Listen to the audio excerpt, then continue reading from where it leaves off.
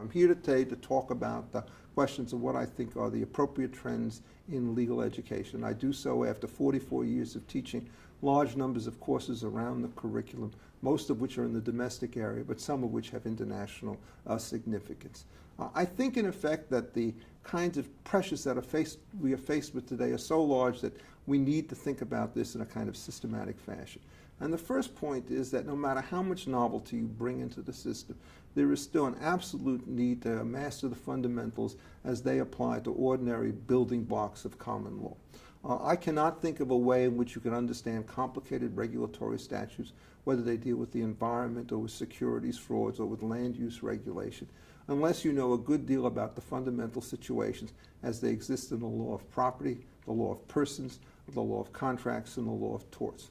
And very simply, the way in which these four units are put together goes as follows. You need to have a theory of individual autonomy to explain why it is that people have any kinds of rights at all, instead of reducing them to chattel slavery. Once you have these individuals, then you have to explain whether they're entitled to acquire certain forms of property, and if so, what kinds of properties they could acquire, and how that acquisition should take place. And that gets you into a discussion of all of the first possession rules, which cover an enormous range of assets, starting with land, but extending to chattels and animals, and to water in the spectrum, and so forth. Once you have these rights, you have to figure out what you can do with them by way of use and disposition. And once you understand that, you need to know the law of contract to explain how these voluntary transactions take place. And then you need to know the law of torts to figure out what happens when people don't play by the rules and break or hurt the property or the person of another individual. And no matter what regulatory scheme you use, they're all going to be built on this. So if you're going to try to understand the environmental system, the question is going to be, to what extent does the common law of nuisance dictate the outer limits of what environmental protection could be? And if you're going to try to understand securities fraud, you're going to have to figure out what it is about the common law of false and misleading statements that apply when you're dealing with various kinds of new issues or various kinds of insider trading deals or something of the sort. So these principles pervade just about every particular area. Once you understand what the basic principles are, then you have to figure out what the translation is, which will allow you to go from the private law subjects to the public law subjects.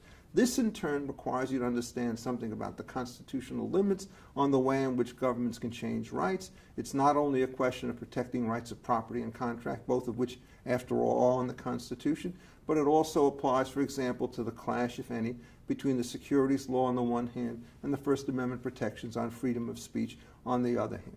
Now, the question then arises exactly what techniques do you start to use in order to deal with this? And I was educated at Oxford, and I still think that that paradigm was actually a very good one. What you did is you studied a lot of classical texts, some of Greek and Roman origins, in my case many of medieval origins, but in order to understand how the system was put together, what you tried to bring to bear to it was the most modern techniques available inside the academy. So it's not how much you learn necessarily when you're a student, but it's critical to realize how much you learn after you're a student, after you've graduated. And so in my own recent work, I've tried to use game theory, economic theory, decision theory, all sorts of moral theories of one kind or another, to see if you could breathe life into and make sense out of some of the older texts.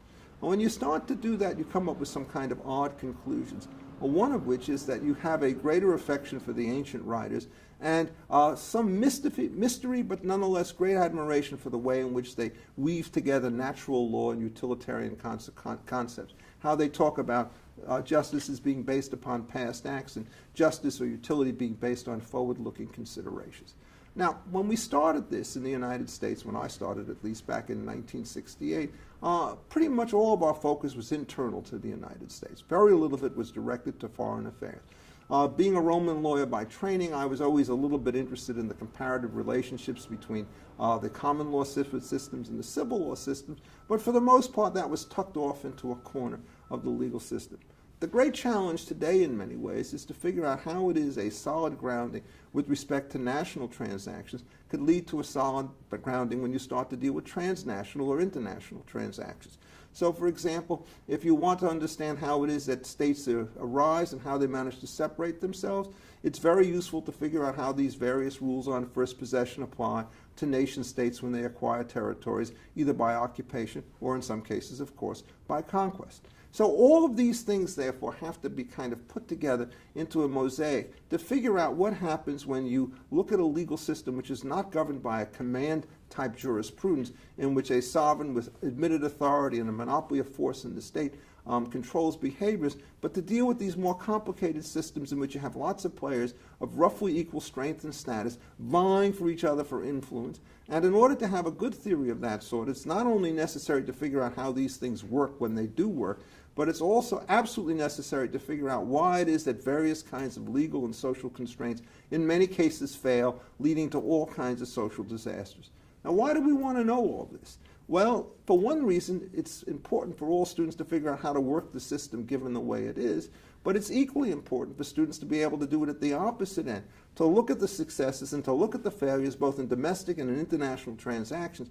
And once you have those things under control, to figure out what your prescriptions are for changes looking forward to the future.